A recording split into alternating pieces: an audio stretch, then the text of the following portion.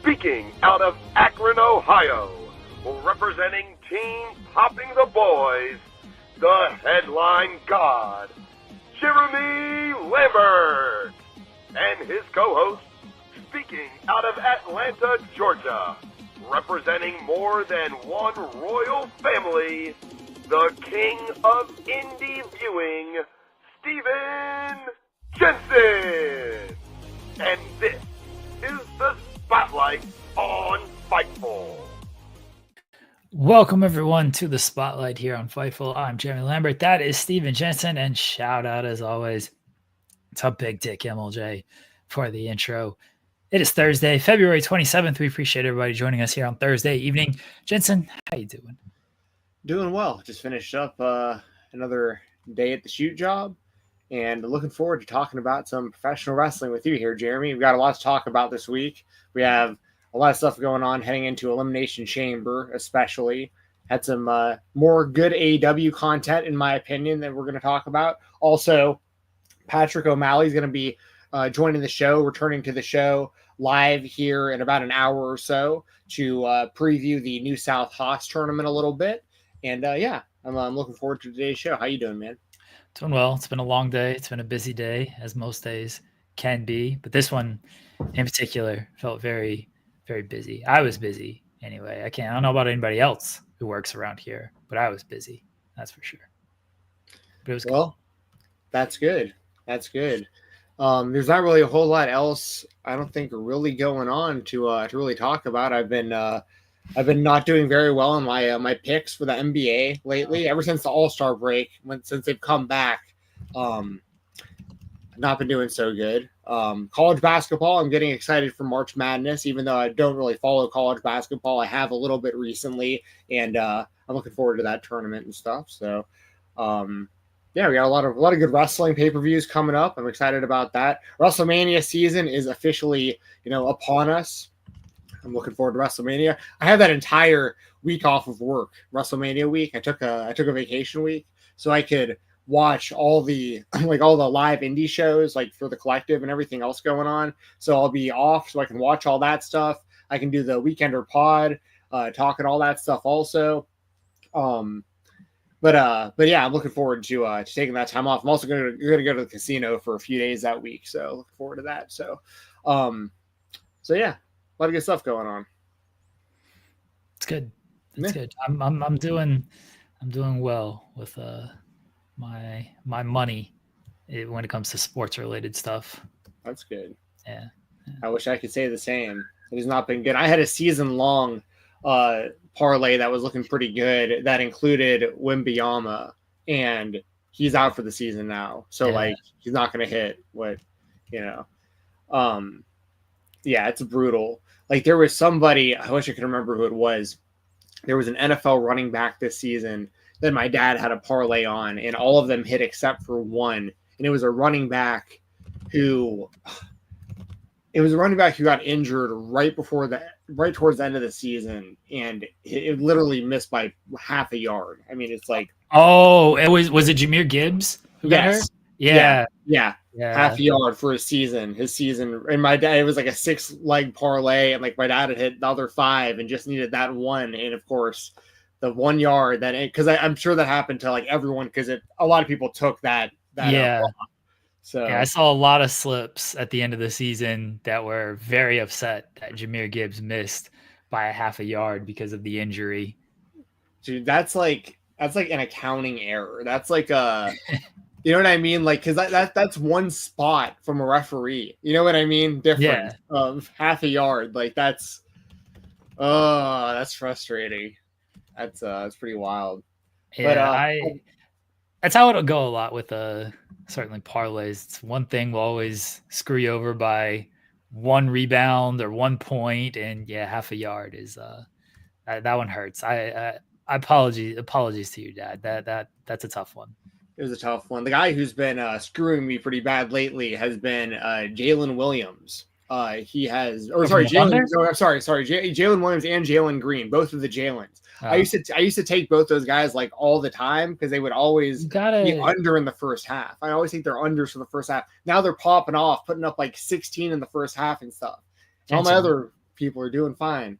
You got to talk to me about Thunder players. I'll let you know how the Thunder are doing and whether what you should take when it comes to them. You got to talk to me about the Thunder at the very least. Well, I'll put it out there for everybody so that you know what my picks are for tonight. It's so funny. No, hashtag not sponsored, but I'm going to tell you on an undisclosed thing, hypothetically, tonight for everyone watching. What I've got, there's a little bit of a bonus. So I put in $20 allegedly, hypothetically, $20 to win 125, and it's 3 legs. I took the unders for the first half. 12.5 points for Steph Curry, needs to say under. Devin Booker under 14, and Zion Williamson under 12.5, all for just the first half. So they basically just have to either have kind of off games to start the game off, or their teams have to get, ahead and they bench them because they're ahead. So, I like to take superstar. They're not going to get benched in the first half. Well, I mean, but I'm just saying sometimes these teams get up by like 20 points in like the second quarter, and like their stars don't play that whole time. They still, if they're up by 20 in the second quarter, it's probably because the stars went off. Well, either way, that's my strategy. I'm sticking to it. It's already locked and loaded, and we'll see how it goes tonight. First half unders said Sean, I like turtles. Good meme from 20 years ago. I appreciate that. First half unders is a tough one. I'm not gonna lie. Like I wouldn't. I do bet on a lot of unders, like overall, but first half, I always feel it feels like everybody comes out like good in the first half, and then adjustments are made in the second half, and things get a little bit tighter. Dude, I mean, I do it every night. I usually do pretty well on these. But lately I've been getting like, 4 out of 5s and 3 out of 4s, and just, it is what it is. I've been getting destroyed on Counter-Strike 2 though the last few weeks. You gotta call the hotline for this. I need to call the hotline about Counter-Strike 2. I've gone off the deep end on Counter-Strike 2. The fact that I even know who these people are, these players, is like enough. How do you even bet on that stuff if you don't know like who they are? I know I do. I've watched it enough at this point that like I do know who the different players are. There's so many of them, and there's so many games. It's always happening. There's always Counter-Strike going on. All right. That's where, if I ever go that far, please someone tell me to call the hotline. Somebody save me. Get me help. Yeah, my wife will have to step in at that point. I'm very transparent with her of how much I bet and typically go up. I've had a good month. Had a good couple of months, honestly. That's good. I'm happy for you. All right. You want to... You're going to have to be betting your soul here pretty soon, Jensen, if you run out of money. I need to finish the story. In the WWE, the story never finishes. The Rock wants Cody Rhodes' soul. Let me tell you, Jensen, I've been waiting all week to get your thoughts on this promo segment and the whole deal with The Rock and Cody Rhodes. So please, the floor is yours. Cody Rhodes, will he sell his soul to Dwayne Johnson? I mean, the first thing I think of being an Always Sunny guy is the song, right? Yeah. Like, you got to pay the troll toll to get into Cody Rhodes' hole. You got to pay the troll toll to get in. So if you want Cody Rhodes' hole, you got to pay the troll toll. So I don't know, man. What I'm thinking is Cody's definitely not going to say he's going to be selling his soul to The Rock. I'm pretty confident in that. So I think at Elimination Chamber, The Rock will be rejected by Cody Rhodes, because Cody Rhodes is, super good guy, number one, my hero, the hero of all the children out there, the WWE champion, Cody Rhodes. So he will not be accepting the offer. So the real discussion is going to be around, well, who's going to take up The Rock on this offer? Because somebody's probably going to. So I'm still pretty much where I'm at, where I was before, where I'm still confident that CM Punk's going to win Elimination Chamber. And I think it's very possible that CM Punk, people will say it'd be a bad idea for CM Punk to turn heel or whatever. In today's day and age, even if CM Punk turned on Cody, even if he would get booed by a large portion of the audience, but even if he got cheered to any degree, like they can work around that. Like there's enough of a story you could tell here where CM Punk sells his soul to get his WrestleMania main event, and it's tied into this favor that Paul Heyman owes him. Like there's a way that they could make that work with those guys. So I think that that's possible. It's also possible. I mean, I've seen people throw out the idea like John Cena turns heel finally at the end of his career, and he sells his soul for that last championship. And I don't think that that's going to happen, but I'm obviously like intrigued by the idea of it.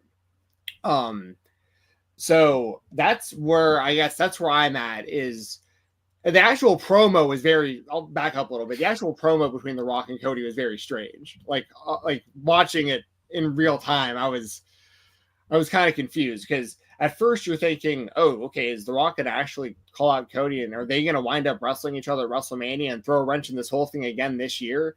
And then by the end of the promo, you realize, oh, he's looking for like a surrogate. Like he's looking for someone to take his soul, Shang Tsung style, Mortal Kombat style, take his soul and live through that person. I mean, like a year ago, this obviously would have been Roman Reigns. If like The Rock wasn't wrestling, it would have been, Roman. But like, it's the actual promo itself was very strange how like they delivered the whole thing. And then also after the show, The Rock did that press conference or interview or whatever, where he basically made it clear that he wasn't going to wrestle him, like without saying he wasn't going to wrestle him. He was like, he basically said it. Yeah, he's like, our story doesn't need to be told like in the wrestling ring or whatever. So it's pretty clear The Rock's not wrestling at WrestleMania this year.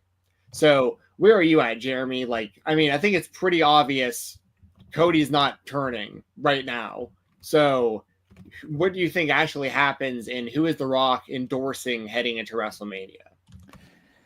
I'm not fully ruling out Cody not turning. Like, I could see it happening. I could see Cody wanting to dye his hair again and playing a bad guy. They got so many baby faces. It'd be cool. I'd be in for it, by the way. Even as like a Cody Rhodes like guy, I want to see a heel Cody too, for what it's worth. Like, so I'm okay with these ideas. Like they have a lot of baby faces who can carry things and battle against Cody. That's been one of the issues with Cody's reign, is he didn't have credible heel challengers throughout the entire run. So him being heel with all the baby faces they have could lead to a lot of good stuff. The two I've seen mentioned are the two you mentioned, and that's Cena and Punk. I've said I don't think it's Cena, despite the fact that I think there could be a very good story with John Cena selling his soul and turning heel to get the final title. John Cena, he's already like mainstream. He's already on that level. Why does John Cena need to do that to get 500 million Instagram? But John Cena might have more Instagram followers than The Rock as it is. Let's actually look this up. Let's do some journalism here. So John Cena has 20 million followers. The Rock lied about his number. Let's see what The Rock actually. I think The Rock's number is still going to be higher. I'm not looking, but I think it is too. I think it's higher than 20 million. Yeah, The Rock has 394 million. It's actually way higher. You said 390, almost 400 million. Yeah, not quite 500 million, but way higher than 20 million. Impossible. So, yeah, but John Cena is still on a pretty high level. Look, maybe he wants. Oh yeah. An extra 300 million followers. Well, what's Cody at? Like 3 to 5 million, something like that. Like maybe. Let's see. I feel like Cody might do better. Cody's at 2 million. 2 million. Yeah. So I mean, which is still my point is like 2 million is a lot, and like there's probably only a handful of people in the entire WWE that have over 1 million. Yeah. And to have 400 million. Yeah, it's pretty absurd. That's insane. I mean, the Mr. Beast has over 300 million YouTube subscribers, and that's like, I guess Instagram is as if not more worldwide than YouTube. I guess when you really think about it, I guess like The Rock's obviously. I mean, does anyone have more Instagram followers than The Rock? I would assume so. Let's see. Yeah, you would think that there's someone, but like who? Maybe there's Kim a soccer Kardashian player. Probably does. I bet there's a soccer player that does. Instagram followers. You think Ronaldo has like? My guess is whoever the most. Actually, who has the most? Ronaldo with 684. Yeah, I mean, I was just trying to think like, what's the most worldwide thing that there is, especially for a sport? It's still soccer, football. Yeah.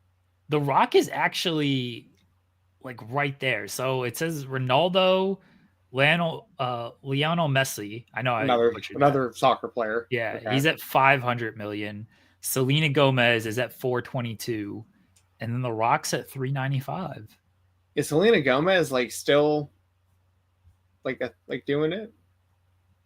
I mean, Selena Gomez is pretty popular still. Is she? I just feel like I remember her from like the Bieber days or something. Right? Yeah. They used to be like a thing. Yeah. Like I remember that, and I know they were like kids because she was.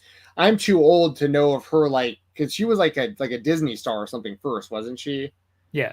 So I just know about that, but I don't know like what shows. Is this I was like the Lizzie McGuire era where like I knew Wizards of Waverly Place gang stand up. See, I don't know about that. But I could tell you all about like Even Stevens. You know what I mean? Like that's my. Was this not the same era as that? Maybe it was the next. I think it had to have been a little bit after because I do not. Yeah, I think it was. I think it's like the next era. Yeah, Lizzie McGuire, and then came like Hannah Montana and Wizards of Waverly Place. Those were the same era. I'm pretty sure. See, I was out before Hannah Montana. Like I know of it obviously because it was culturally it was huge, but yeah. But yeah, like The Rock's legitimately 5th overall. And there's really only 3 people in front of him. The official Instagram account has the most overall followers. So the only people ahead of him are Ronaldo, Messi, Selena Gomez. That's it. Like he's above Kylie Jenner. I thought one of the like her or the other Kardashian might be higher, but he's got more than Beyonce. Maybe they do want that kind of clout. Now you know what? I take it all back. I think Cody might take him up on the offer. I mean, The Rock has 400 million more followers than he does. That's so funny. Like to change my decision based completely off of Instagram clout. That's insane how many followers The Rock has. Because I have an Instagram. I think like Drake is big on Instagram. Like Drake is always posting shit and he's like active on there. And like Drake only has 143, which is obviously still a lot. I'm not trying to dismiss 143 million followers. But I would think that like, oh yeah, Drake, he's super active and posts a lot of stuff. He's probably near The Rock. Like The Rock has like twice as many as him. Like, that's kind of absurd. Fast and Furious, brother. I'm telling you. You can't say that because what's Toretto got? Well, I don't know how active like Vin Diesel is. I don't even know if Vin Diesel has an Instagram. Let's see. Okay, he does. He's got 103 million followers. So like a fourth of what The Rock has. Yeah. And those guys are gonna argue over who beats who in fight scenes. Fuck out of here. Vin Diesel should beat him. No, he doesn't post a lot though. It looked like actually I'm wrong. He actually posts a fair amount. A lot of his posts still a lot of followers. Yeah. A lot of his posts are Fast and Furious related. Oh, of course they are. I mean, yes, they should be. Have you ever seen it's such a rant. I'll try to remember to send it to you, but there's these guys. I think their names like Chad or something. I know them from the Real Bros of Simi Valley. I've seen them in that show before, but like. These guys go around like at a car show and just like spit out lines from Fast and Furious, like in conversation with people, like at the car show. It's pretty hilarious. That rules.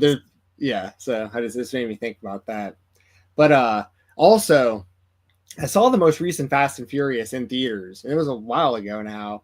And it was like a total cliffhanger ending, but I think I've heard that there is no sequel coming. I don't know where that information is from. I thought there was always going to be a sequel coming. I mean, but hasn't been. I mean, it's been a while. Have you seen or heard anything about? It has been a the while, sequel happening? unfortunately. I don't know, but Yeah. they gotta figure that out because yes, I would like my Fast and Furious, to conclude or not conclude. Spoiler alert, earmuffs out there for people who don't want Fast and Furious spoilers. I think that John Cena is going to totally like survive, like whatever happened at the end. Like everyone always survives. Yeah, no one. But he says his goodbyes at the end and like takes one for the team and like basically like, whatever you want to call it, takes for the team, wink wink, and it's like, yeah, but like the movie ends before you see anything happen. They made him like they turned him from like the evil like villain into like the funny like uncle. Well, he was. It's a film series about family, and we didn't know Toretto had a brother until 6 movies in. Yeah. One of the worst ones I've seen all of them. We can't go down this rabbit hole. I was about to just talk about. They're all great. What are you talking about? The one where like the one lady like loses her memory, like has to like some of this stuff's so corny. These characters who Han just like has been alive the whole time, like come on, bro, like come on, absolutely rules. I will never slander Fast and Furious, and everybody knows I will never slander. You can't with that background. You're in La Familia. Right. That's right. All right. So I'm not Cody do it. Yeah. I'm not ruling it out. Okay.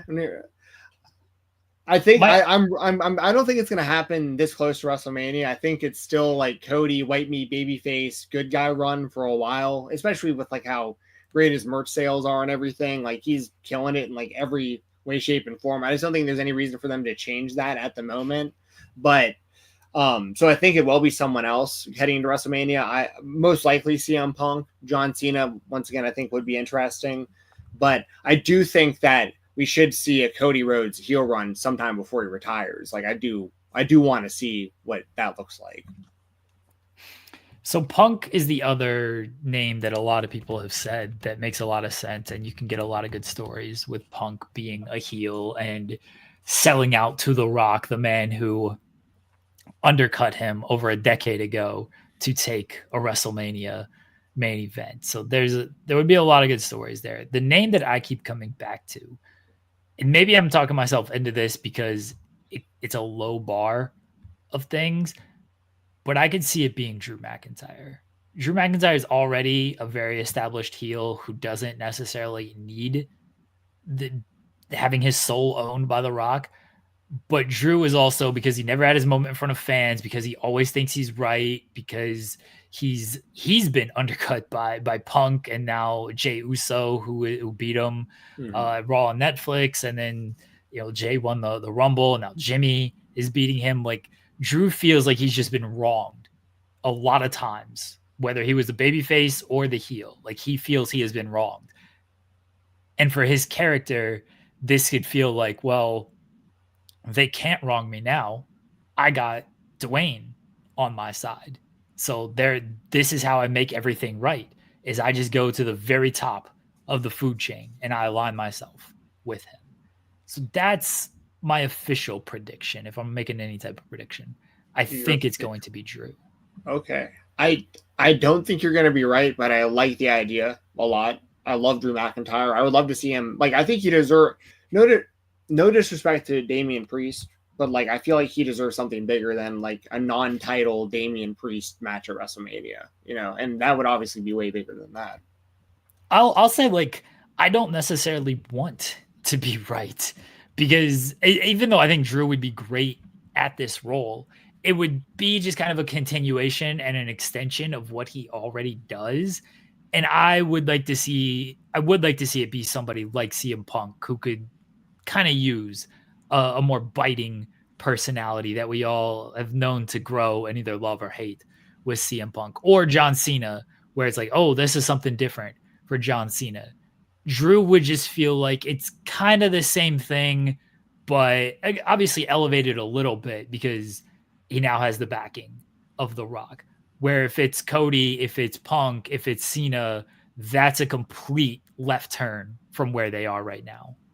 Yeah, a super complete left turn would be like Jimmy Uso, I don't know, or Double Usos main event, like, because Jimmy has like nothing go. Well, you should say nothing. He beat Drew McIntyre on SmackDown the other week, but like he's the, like, because when I try to put the WrestleMania card together, he's the one who I always have left out of the mix. Like, because I still don't know what makes the most sense for Jimmy. And I'm not saying that he's as over as Jay or that it should be him versus Cody. I think that there are better options than Jimmy this WrestleMania for Cody's opponent, but just throwing it out there. Like, I don't think it's going to be Solo, because Solo's had too many shots at Cody. Jacob's obviously interesting. I just don't think that they're going to do that yet. Like, I think Jacob will get a world title shot within the next few months, probably, but not at WrestleMania, I don't think.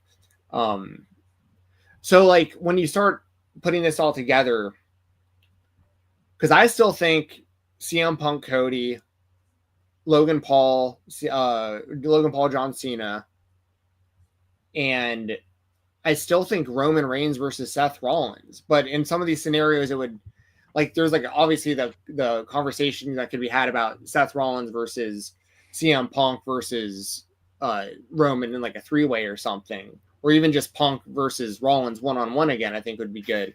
But all this lines up too well for it not to be CM Punk. He's made it so clear that his main thing is he wants to main event WrestleMania. He has the built-in thing with Cody from before the Royal Rumble. He literally called himself the devil, which we've heard him to refer to himself as throughout his career many times. He said he's the devil himself this past Monday on Raw. I mean, he has the built-in favor from Paul Heyman. I mean, all of this could very easily tie together and lead to this being CM Punk versus Cody Rhodes. And the only thing that I think that you're potentially, I don't even know what the right word is, like, because I don't necessarily see this as a problem, by the way, but you are going to split part of your fan base because there are going to be people who are going to cheer CM Punk even if he's a heel. But I think that a super over babyface Cody Rhodes, which he is going to get more cheers. And as long as there's a ton of sound in that building, which there will be at WrestleMania, even if there was a Rock Hogan or a Rock Hogan like moment where like the fans turn, it would be just a wild thing to see because those guys are going to know what to do and it's still going to be amazing to watch, play out. So I think that the way to go is CM Punk versus Cody Rhodes at WrestleMania for like a lot of reasons. Obviously, John Cena and Cody Rhodes, that writes itself. That makes all the sense in the world also for all the reasons of John Cena's last year. But I still think John Cena can get a 17th world title without this happening at WrestleMania. And I still think Cody wins, by the way. I think even if CM Punk sells his soul, I still think Cody Rhodes is going to retain it at WrestleMania this year. He's going to be the champion of WrestleMania next year as well. Watch. Stop it. Let's go, baby. It's just they're not going to have WrestleMania. They're not going to have someone sell their soul and then not win. Or they sell their soul and they don't win because Cody Rhodes wins. That's not going to happen. Cody Rhodes is not losing the main event of WrestleMania Night 2. I think unless he's the one that sells his soul, I think he is.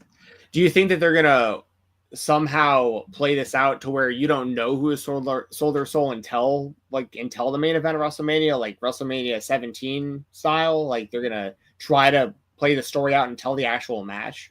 Yeah, it 100% could go that way. Let's say it's CM Punk against Cody Rhodes in the main event. We don't know that Punk is going to turn, and maybe that's when Punk does his turn, or maybe it's somebody else. Maybe Drew McIntyre comes out and helps CM Punk, and that's how he sells his soul. Maybe Roman Reigns. I think Roman Reigns is a person who is almost forgotten in this scenario because he's been off television. But I've said if Roman is at Elimination Chamber, because I know a lot of people have said like, oh, he's going to call Seth Elimination Chamber. If Roman is at Elimination Chamber, why isn't he interrupting Rock and Cody? Why isn't he coming out and being like, this dude, you want this guy instead of your actual blood? Like, what are we doing here? So I think Roman is going to be a piece in this story. Now, whether he is the one who sells his soul, maybe he feels he doesn't need to because he's already achieved so much without The Rock, or he's like, well, he doesn't need to do that. And maybe it does set up a long-term Roman Rock program for next year, since it doesn't look like The Rock is wrestling this year. But I think Roman is a forgotten piece in this whole thing.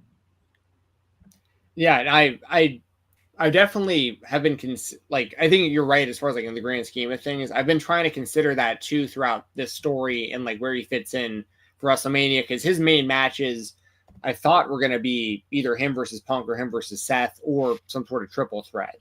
But I mean, I don't, especially because Roman isn't in the chamber. I don't think it's going to be Roman and Cody one-on-one again at WrestleMania this year, even though like I honestly wouldn't even be against it, but because it'd be pretty crazy for history's sake, that trilogy. But like I think that so there's just so much to consider. Like, do you think there's any way that they do a main event that isn't a one-on-one and they have it where like Punk wins the chamber so he's in, there's some sort of way that Roman and Seth somehow get in and they do like a four-way between those guys, and you don't know into who's going to turn, like one of those guys will turn and leave with that championship, but you don't know heading into it. And it's like a lot more, there's a lot more options if there's 3 or 4 people in that ring than just the one-on-one. Oh, I think there's 100% them not doing a one-on-one match. I shouldn't say 100, but my thinking the entire time was it was going to be a triple threat match. So yeah, I think I'm 100% of the belief that it doesn't have to be one-on-one. That's how I'll frame that, because I could obviously see it being one-on-one. You could get there with a one-on-one match, but I fully believe like you don't have to do a one-on-one match. You could do Seth wins chamber. He will face Cody. What's Paul Heyman's favorite to CM Punk? Oh, he gets him in the match. Oh, well, The Rock pulls it. Cody rejects Rock's offer. All right, well, The Rock does go to Roman now. And The Rock says, well, Roman's now in this match. So you think Roman is the guy who sold his soul. But you could still do something different at WrestleMania where Punk is the guy who sells his soul. Seth could be the guy who sells his soul. Yeah. I actually really like the idea of that. Like I personally would prefer if it was just a one-on-one Cody and Punk, but honestly, option number 2 to me would be what you just laid out with those guys, like that exact scenario. And at the end of the night, someone turns. I think that would actually be really intriguing. And and part of the reason why it's like possible is because like last year at WrestleMania, you look at the main event where like, the Usos and Cena and Rock and Undertaker and everyone came out at the end. Like that was, they could very much have that type of story in mind for like the main event. It's going to be a 4-way match with a Bloodline member in every corner. The Rock's going to be in Roman's corner. Heyman is going to be in Punk's corner. Jey Uso will be in Cody's corner. New World Heavyweight Champion Jey Uso. And Sami Zayn will be in Seth Rollins' corner. Nice. That's what we'll do. We'll do a Bloodline member in every corner for this WrestleMania main event. Yep. Throwback. I'm still salty that Jericho didn't get that main event that year. Like they replaced him with Mick Foley last minute. I mean, shout out Mick Foley. I love the guy. Mick Foley's cool, but like he had just retired, and like it was like, it it was like does so well done. And like they just brought him back for the and they had Jericho and like some of the early like promotional stuff, and I was Jerichoholic, so that'd have been cool. But anyways. Anything else from Elimination Chamber? We kind of previewed the Chamber because that could go all over the place. But do you have a prediction for like the Women's Chamber or anything? So before Monday, even before that, I was saying I thought that Liv and Raquel were going to be going for the women's tag titles, and then they won them on Monday. So I think that rules out Liv, my pick was actually Alexa Bliss, but I thought that there was a very good chance Liv could win if she didn't do the tag title thing with Raquel. But since that's obviously happened, I'm pretty much going with Alexa, but the dark horse to me is Bianca because now she isn't one of the tag team champions. So like, but I just feel like we've seen Bianca and Rhea, at WrestleMania before, and like I think they could just do like this is Alexa's, she had a huge pop at the Royal Rumble. Personally, I like to see Bianca though, if I'm being honest. Like I think Bianca would have the better match. I think Bianca is like legitimately bell to bell, if not the best, like one of the best women WWE has on their roster, like consistently, especially at WrestleMania. Like she really shows out. So, I'd like to see Bianca win, but I think because they need, I feel like they need to do something with Alexa, coming off of her return. So, and it's a match we haven't seen, Alexa and Rhea. So, I think it's going to be Bianca. Yeah. I mean, I like that. But with Jade potentially returning, I don't know where she fits in unless Naomi's revealed as the attacker and then you do Jade against Naomi, or Liv and Raquel are the attackers and then you do Jade and Naomi against Liv and Raquel, which is very possible and kind of almost paint by numbers of like, oh, this is how we get there. We just kind of delayed things for a very long time for this Jade injury and attacking angle. But I could see that happening is Jade and Naomi against Liv and Raquel at WrestleMania. Yeah, I could maybe see that happening because they do obviously have to work Jade back, and I'm assuming they're going to work her back in before WrestleMania. And yeah, she got attacked, so they got to figure out who did that, and that obviously be her return match. But and you're saying Naomi and Jade team, and then Bianca does the world title match. Yeah, I don't hate that. I do want to see Bianca as a singles wrestler again. I want to see Jade as a singles wrestler too, but she obviously has way less experience. And if anyone or everyone collectively or whatever feels like it's best for her to be in a tag team, if Bianca is doing her own thing, then I think I keep wanting to call her Trinity, Naomi want to like if they became a tag team, I think it would that'd be fine. I just want to see Jade back. I love Jade, so. Yeah, she will hopefully be back soon, considering they actually followed up on the angle from 4 months ago. Yeah, I think that they will. I'm very confident that they will. Anything else from Chamber? No, Patrick texted me saying he'll be about 10 minutes late if we want to go to the next spotlights beforehand. Yeah, we can go to AEW. Over 1 million fans and a great number in the demo tuned in. It was a great show, and I think it's been a run of great shows. It has been a run of great shows, Tony Khan. And last night, one of the things that stood out was Cope, Jay White, and Willow destroying more Death Riders. So we were down to one Death Rider, and it's Wheeler Yuta and Jon Moxley because Claudio, Pac, and Marina Shafir have all been taken out with the concerto. Yeah, so okay. I think the story has been better than it has been like in recent months, and I'm like pleasantly surprised with how over Cope is, because when he comes out, he gets a reaction. Like he's still, he's still doing his thing. Like, there's a part of me that wants to resist all of this because Moxley's message up to this point has been pretty heavy on his vision and like molding AEW, and like his opponent is older than he is. So it just seems kind of contradictory. But like, I'm not like, but I think they've done a pretty good job of building the match between these two guys. Like, at least this makes sense. Like, at least Cope had a plan of attack of like how he would even have a chance of beating Moxley in any way, shape, or form with the Death Riders involved.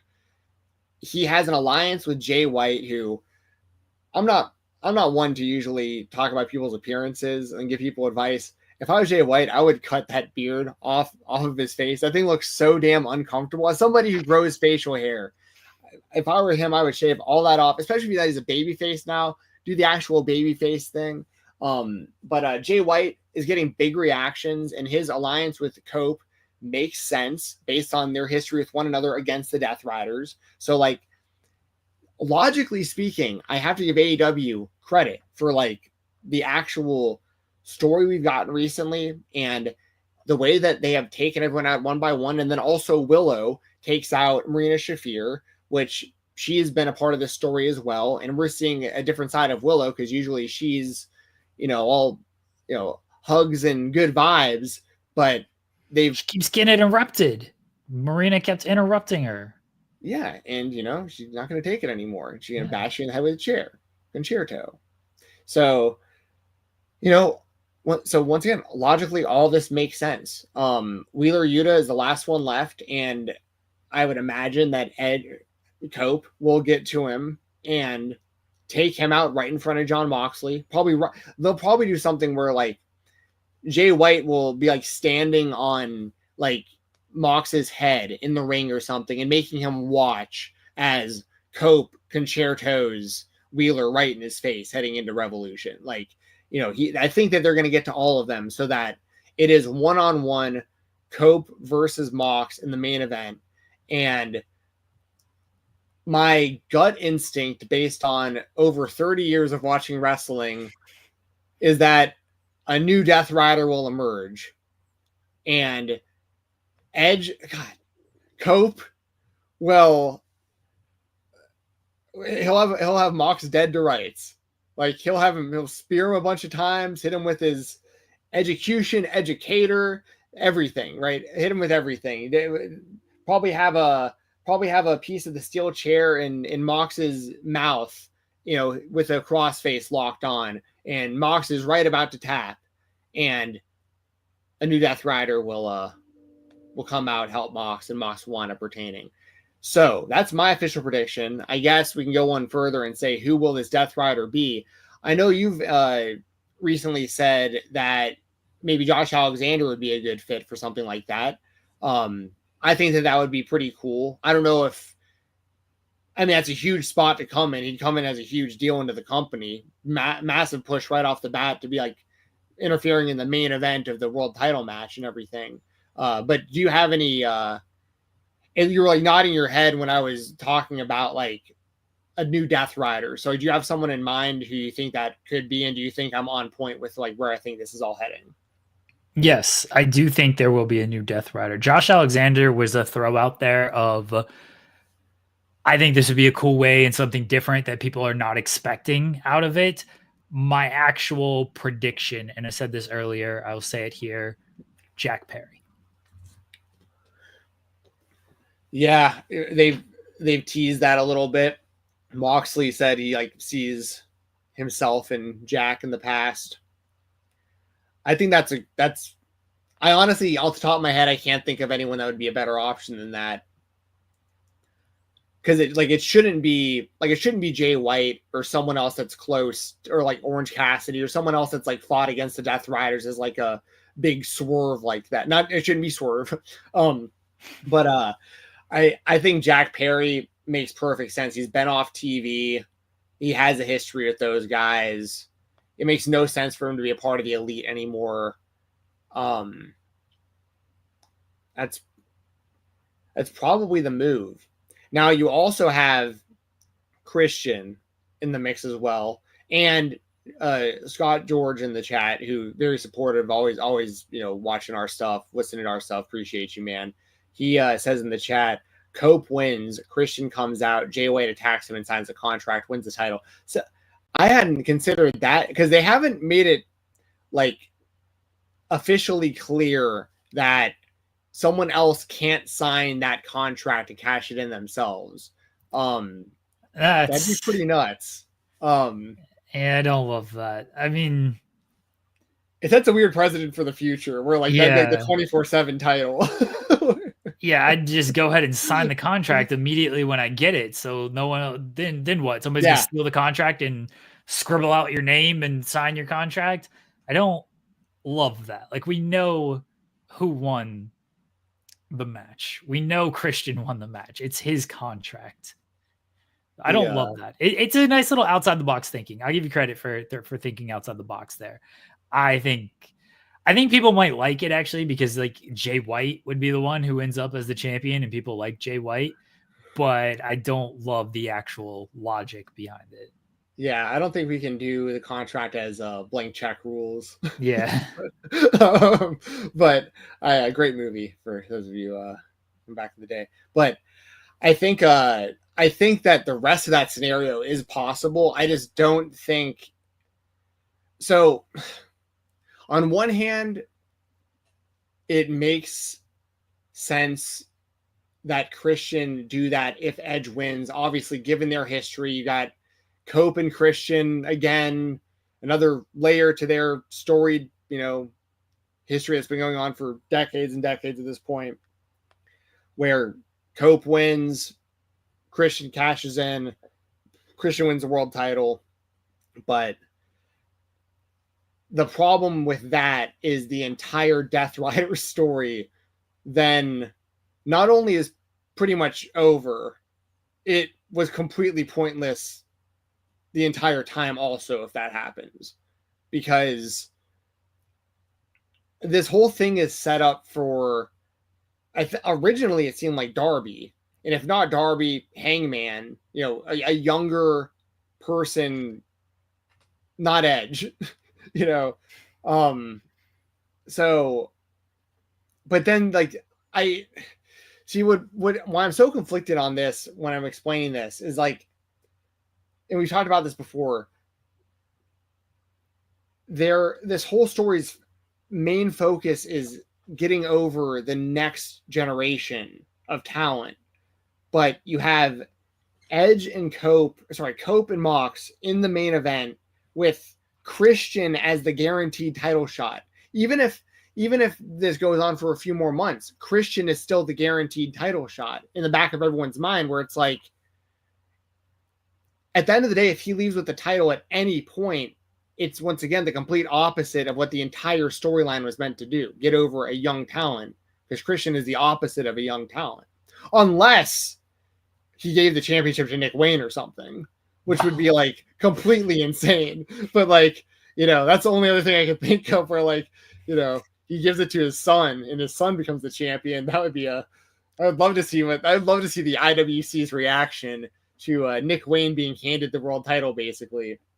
But Nick Wayne is losing trios matches and, taking the L in that when Kip Sabian's right there. I don't think they got certainly short-term plans for Nick Wayne. I obviously don't think this is going to happen. I'm just throwing out crazy ideas. Darby beats Christian, says Anthony Cruz. That's very possible. See, the thing with Darby is his whole, climb the mountain trip. It's like, that's who knows how long that's going to take. And even if he comes back healthy from that. So like, you just can't really factor him in until when he's actually going to be back from that. So yeah, I'm not expecting him to be back until Double or Nothing at the earliest. That's where I would put him back at. Can you hold off on doing this title change until Double or Nothing? Don't know. We'll see if they feel they can. But it wasn't a spotlight, but something we have to mention. The winner of Ricochet and Swerve is getting a title shot. So if Ricochet wins that, he'll have a lot of momentum going into a potential title match. And against the heel Moxley, I don't know quite how that works because I think Ricochet, is playing a better heel than Jon Moxley right now. And I think he's a little bit hotter as a heel than Jon Moxley right now. And against Cope, it feels like he should beat Cope, honestly. So now if Swerve wins, Swerve and Moxley makes a lot of sense. You know, do you just go with Swerve again off of that? I don't think you're going to do Swerve and Cope. I don't think that quite aligns, but maybe. I think you do Swerve and Mox. I think that's the direction you go. Especially, I love that story about Moxley not knowing that Swerve was Killshot when he met him backstage at AEW. Like, secretly walked up to him like, "Hey man, you Killshot?" He was like, "Yeah." He's like, all right. I thought that was just some guy who like had a badass match and then disappeared. Yeah, I think that's the way to go, because you also have to keep a Swerve at a certain level too. All credit to Ricochet. Ricochet right now is in a totally different spot than he was just like a month or so ago. Like he's in a great spot as a heel right now. But and also a big part of his the story of Swerve getting Nana's jacket back and everything. Like I think Swerve's winning, and then it totally makes sense to do Swerve and Moxley. I'm not fully sold on Swerve winning. I've kind of, and other people, Joel and SP3, have kind of talked me into Nana turning and Ricochet winning. And Nana aligning with Ricochet? Yeah. I hadn't really considered that idea. I don't hate the idea. And I don't want to say they laid it on thick last night, but the whole, if you don't get my jacket back, like, I don't know if I can't manage you anymore. So Nana turning and aligning with the guy who still has the jacket, guaranteed to have the jacket, is a possibility. Yeah, I think there's definitely a possibility. I just hadn't considered it, but I think that's very possible. I'm still going to stick with Swerve, but I think Swerve and Nana still have a good thing going. But I am intrigued by the idea of Ricochet and Nana together. That could be good. Like, do you think that they've, like, not that they've outplayed it, but like, do you think that they've gotten pretty much most of what they're going to get out of like Nana and Swerve together kind of anyways? Like, do you think it would make sense anyway to put him with someone new like Ricochet? A little bit. Nana's and Swerve are obviously great together, and there seems to be a real life genuine friendship between them, so you can keep that going. You don't necessarily need to break that up, but I also don't think Swerve fully needs Nana, and I think Nana could help elevate Ricochet, who's already done a great job elevating himself with this persona and this character, but I think he can help elevate him even more. Like, if you want to get more heat on Ricochet, which again, he's already got a ton of heat on him. If you want to get more, you have Swerve's best friend turn against him to help this asshole. Yeah. That's some strong heat. Yeah. I like it. Do we have another AEW spotlight? We did, but we have a guest and I don't want to keep him waiting. Yes, we will circle back around to AEW here shortly. We do have a guest joining us live, a returning guest. He is a independent wrestling referee, and we're happy to have him back here live. We got Patrick O'Malley returning to the show. Get him up on here. Sorry, I'm slow to add him. There we go. Patrick, can you see us and hear us okay? I can. Can y'all hear me? Yep. Yes, loud and clear. You're looking good, sounding good. Happy to have you, man. Appreciate you for joining us. First of all, yeah. How you been? I've been good, man. Happy to be back. Just living life out here. Had a little bit of a longer day today with the shoot job. I can't even talk because of it. But we're here, we're living, and that's all that matters. Yes. Well, speaking of living, we talked a little bit in the DMs recently, and I know you moved back to West Tennessee and you got some stuff going on. If you want to kind of tell the people what you've been up to. Oh, yeah. So there's this promotion down here in Middleton, Tennessee. Very small town, very small promotion that me and a buddy of mine are actually co-booking. now, so I'm co-booking a weekly Friday show. That's stressful in its own. uh, Other than that, man, just hitting some of the places I started at, just kind of in this area, kind of trying to give back, showing that you can make it out of this area. Because this area has been overlooked for a long time, and there's some very talented people in this area. Well, tell us more about this promotion. Do you have anything you can send me yet, as far as just like more information about it, or like people are going to be involved with the shows? Oh, yeah. So, like I said, it's a very small promotion. We really only mainly use like local people because it's very small budget, very low budget. Also, it's like, but as we draw about 100 people every Friday night. Very small building. Promoter's like 70 years old. It's just very small town, West Tennessee, Southern wrestling is There you what go. this is. So, I wish there was footage I could send you, but that's how low budget we are. We don't even have footage. Uh, So, love it. Anthony Cruz in the chat says we have had a ton of wrestling in Nashville as of late. That's good to hear. I lived in Nashville for quite a long time, and I have very, very fond memories to talk about all the time here of, I used to go to quite a few shows, but I loved the Southern Underground Pro shows, the Sup Rap shows, and the Basement East were great. We also always got really good stuff on the Nashville Fairgrounds. They had like these summer series that would come around, like Freedom Pro Wrestling and whatever that one was called that Conan was running that had like Rey Mysterio involved. That came through was like Lucha something. I saw that in Nashville at the fairgrounds once. But anyway, yeah, Tennessee's got great wrestling. for sure. Yeah. Tennessee's been overlooked the past little bit, and unrightfully so, in my opinion. Yeah. How's the refereeing been going? Man, it's good, just I got a couple refs who like I've trained recently, like trained the ref, got to see them in the ring now. Like, so that's cool, like giving back in another way.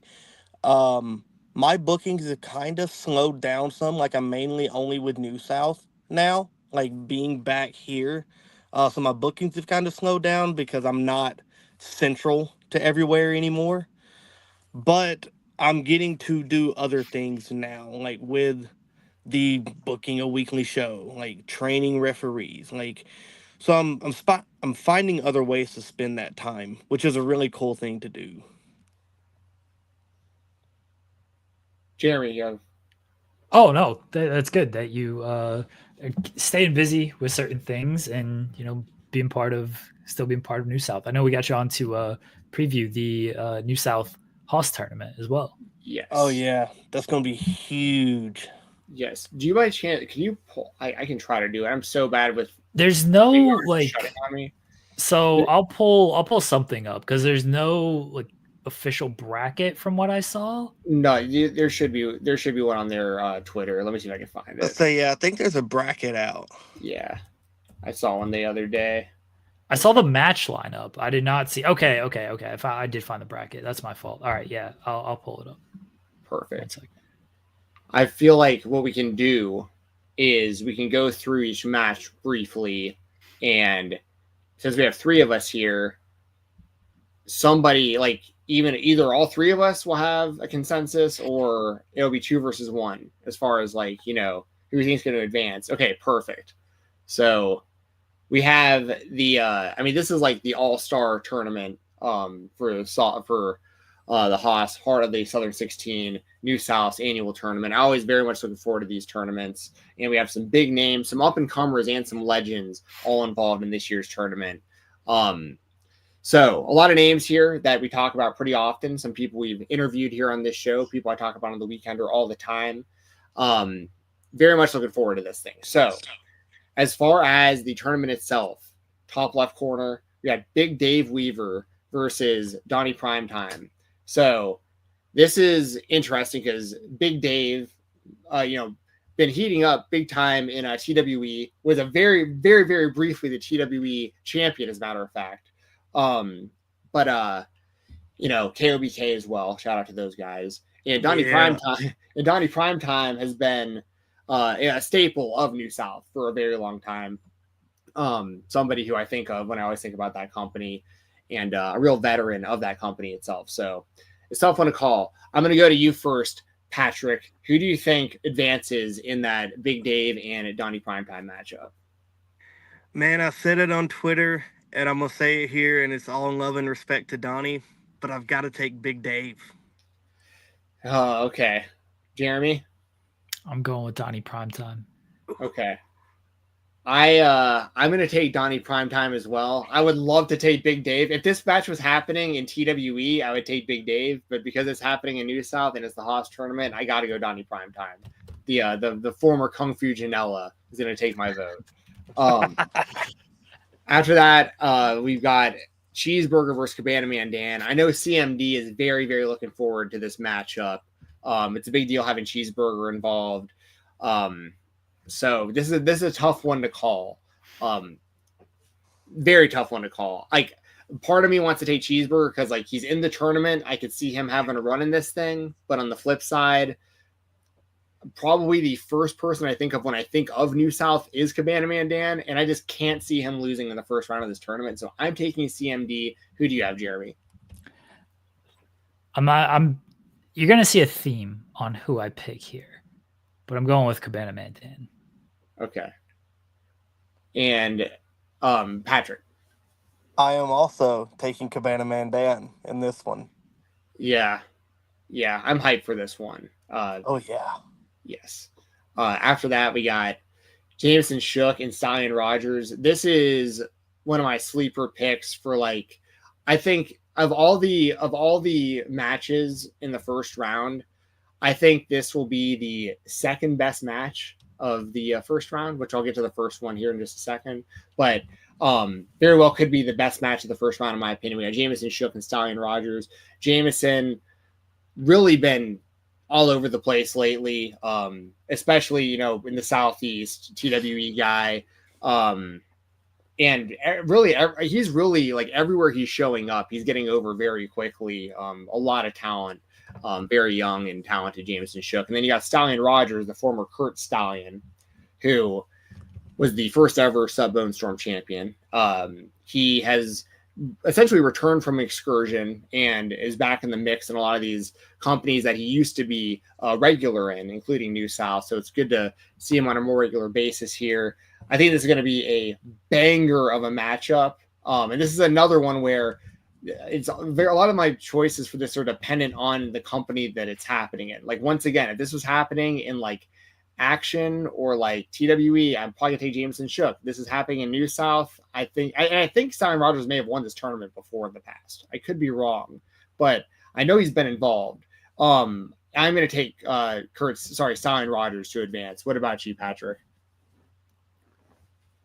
I think after, I don't think it's aired or it came out yet, but after the Jameson Shook I seen last week, I think I'm gonna take Jameson Shook. He had that unsanctioned match last week, and this Jameson Shook's on another level. Okay. Another level. I'm gonna take Jameson. I like it. Jeremy? I'm going with Jameson. Okay. I would like to see that happen. So and we'll keep up with the tournament brackets as we go. Like, I'll remember who kind of got outvoted by who, and as we move on here. The next match we had Maxie Impaler and Mad Dog Connolly. This is gonna be, that's an insane matchup. Yeah, I mean, that's very much like they knew both of them were going to be in the tournament, and they're like, let's just not even risk not doing this. So we're just going to do this at the first round. I respect it. So that's pretty much all I really even need to say. Obviously, Max, been really cool seeing them like regularly featured. I think the NWA, and obviously been involved in the Indies for a long time as well. And Mad Dog Connolly has really just built a name for himself as just like really like the master of the dog collar match. But it's almost like a thing where he's become an attraction. Like when he's on a show, he's always a person that people are talking about. Either they're hyped to see him at the show, or they're hyped to know about him after seeing him on one of these shows. This one is really, really difficult for me to make a decision on. I'm going to go to you first, Jeremy, on this one. Maxie Impaler, Mad Dog Connolly. Going with Mad Dog. Mad Dog. Patrick, what about you? I concur. I'm also going to go with Mad Dog as much as I hate to do it.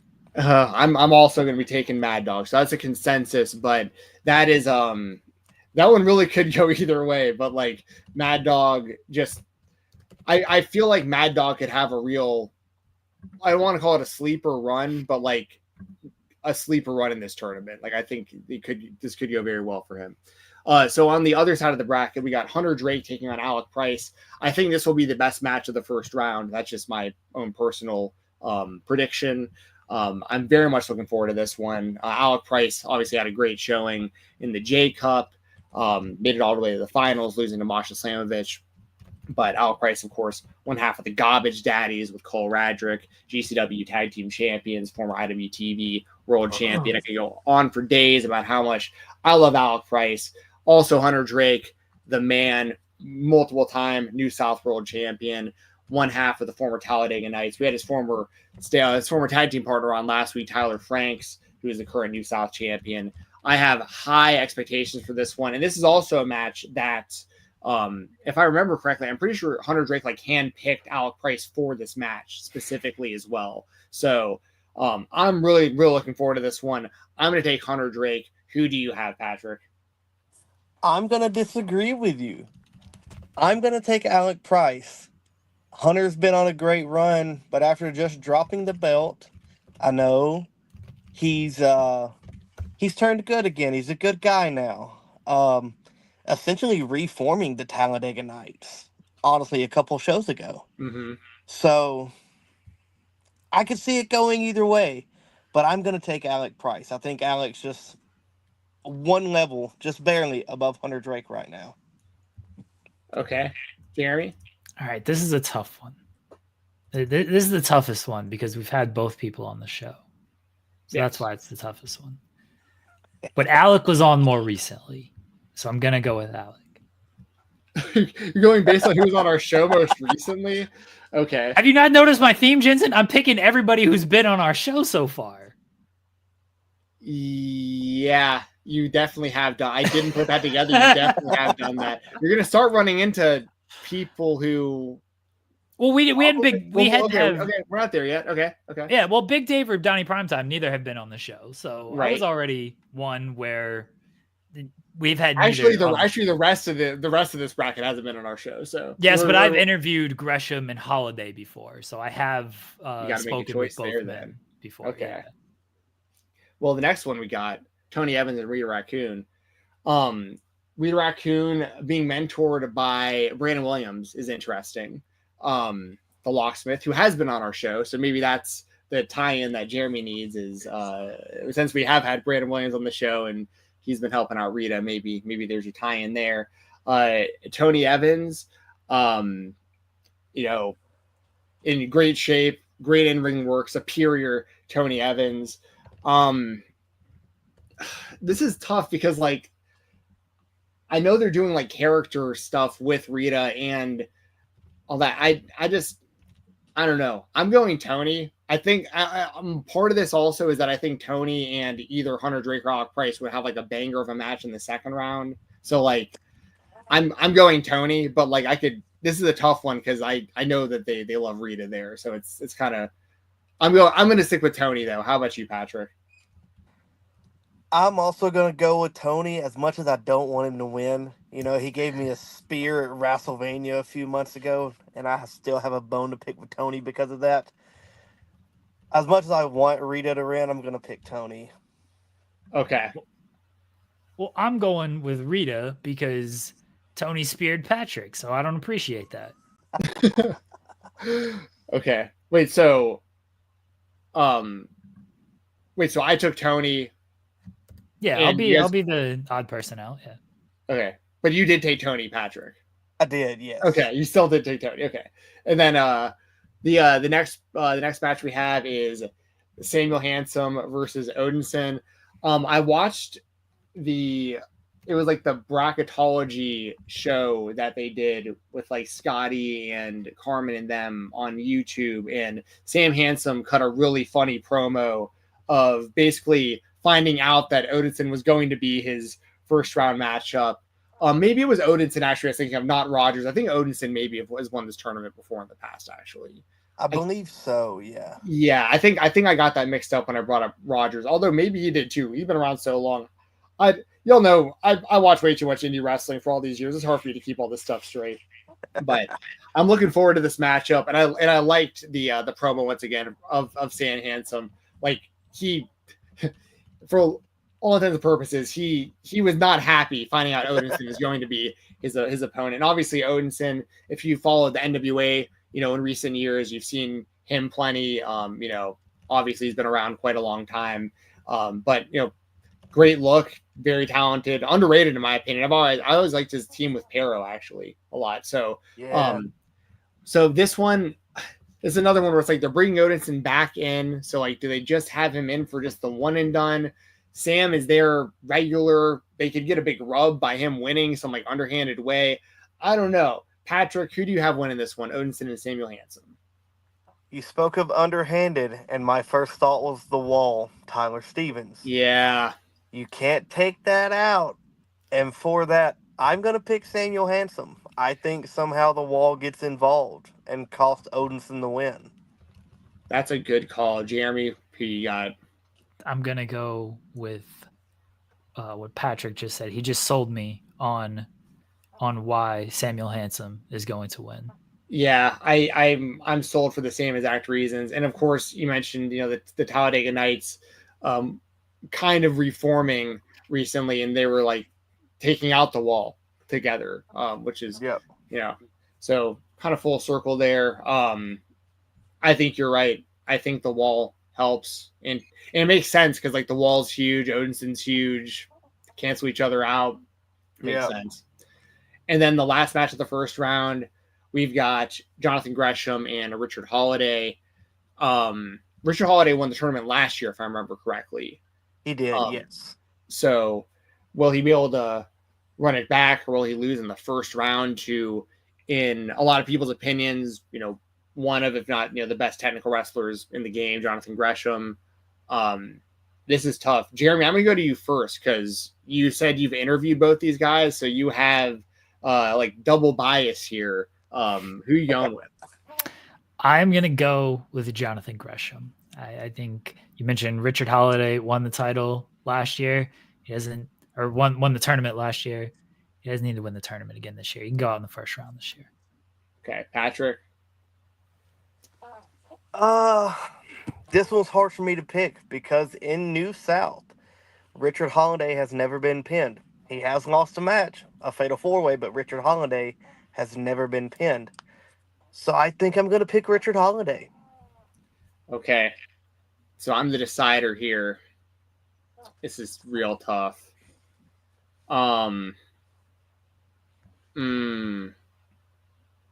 Okay, I don't want dead air here. I don't want to overthink this too much because I'm sold on Samuel Hansen advancing now. Now I'm like, do they do him and Holiday, which actually would be really entertaining to see that happen. But Gresham and Hansen, but Holiday hasn't lost. Oh, this is tough. This is real tough because I think whoever wins this match, regardless, is going on to the next round. So, like, I don't know if it's going to be Gresham doing that, or if it's going to be Holiday. I don't want to get ahead of myself. Okay, I'm going to go Holiday. I'm going to take Holiday. So we're going to 2-1 against Jeremy here, and Holiday's Yeah. All right, so moving back to the other side. So did we have? I know I had Donnie. So was it? And I remember Patrick had Dave. Who did you have for this one, Jeremy? I had Donnie. I had Donnie Primetime. So we got Donnie versus CMD. That's a real New South matchup right there. CMD versus Donnie Primetime. Man, I go CMD there too. CMD's one half of the tag team champions right now, also, isn't he? Correct. Yes. Yeah, I'm still taking CMD. What about you, Patrick? I think on that one, if it comes to that, like I know I had Big Dave, but say Dave loses, I think Donnie edges out CMD. Okay, I like it. What about you, Jeremy? I'm going with Cabana Man Dan. Okay, so we got 2-1 CMD moving on. At the end of this, I'll ask everyone's just winners. Like, if we didn't do this collectively, who you think would win? So we're gonna have CMD moving on. Then we would have, I think y'all 2-1 me on Jameson Shook. I think I was the only one who took Rogers. Yeah. So we got Jameson Shook. We all took Mad Dog. I will once again take Mad Dog against Jameson Shook. I'm going with Mad Dog as well. Okay, Mad Dog and Patrick. I think I'm gonna go Shook on that one. I think Shook can sneakily win that one. I think he's a sneaky pick for that. Okay, well, you've been outvoted, but I do like the pick. I do love me some Jameson Shook. I would like to see him go far in the tournament. This next one, I know I took Hunter Drake, and Pat took Alec Price. I think so. Jeremy, who did you take? I took Alec. You both. You took Alec. Yeah. This is rough for me because, for what it's worth, I think I had Hunter Drake going either winning the tournament or getting to the finals in my own head. So this is gonna be tough, but I am gonna take Alec Price over Tony Evans in that case. What about you, Patrick? That's a tough one. I think I want to see what Jeremy says, so I'm gonna say Tony. Okay. Well, first off, I think Jensen's a coward for picking against Alec Price after he just picked him to win the Jersey J Cup. No, I just took Alec Price to win. Yeah, but you had him losing in the first round. This is what I'm saying. Yes. Yeah. Well, yeah. Well, that's more because I think Hunter Drake is going to bounce back from losing the title as a babyface now and like either win this whole tournament or get to the finals. Right. I'm taking Alec Price though, again with my pick being based on who has been on our show more often. Okay, well, fair enough. Not really fair enough, but it is what it is. And then we've got Sam Handsome versus Richard Holiday.